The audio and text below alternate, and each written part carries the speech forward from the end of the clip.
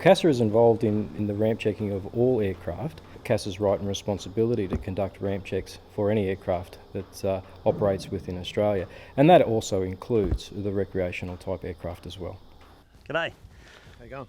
These checks are conducted at aerodromes or where they're gathering of flyers, pretty much anywhere in Australia where the aircraft operate.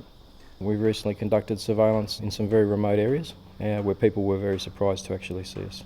The spirit of a ramp check is just to gauge compliance, to make sure that the person or the pilot flying the aircraft is actually fulfilling their regulatory obligations, carrying their maps and charts, and having correct medical and pilot certification, as well as making sure that the aircraft is either registered or has the correct maintenance-related requirements. If we do come across large instances of non-compliance, then that's most definitely something that CASA has the right and responsibility to take further.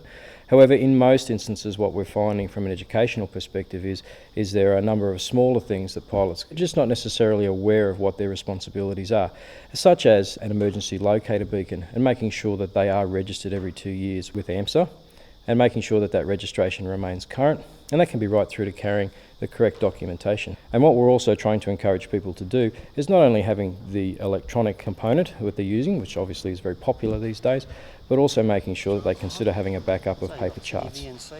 Which is current. What you do find with sports aviation is that in certain organisations, maybe RALs for example, some pilots may only fly cross-country flight once a year, for example, and that's to go to one of the large fly-ins. As a consequence, it might have been a few years since they did their initial cross-country training. We find that sometimes people simply forget the rules, simply forget the process to plan a cross-country flight and therefore to fly a cross-country flight safely. So when we ramp check people, we find that people have flown long-distance cross-country, and we can give them pointers, education on flying safely. Oh, okay. And also a copy of the brochure that every sports pilot will get in relation to ramp checks. No worries. And just it's an education process in the way that we conduct it. However, we are CASA officials, that if we find somebody has breached a serious regulation, it does not prohibit us from taking that further through the coordinated enforcement process.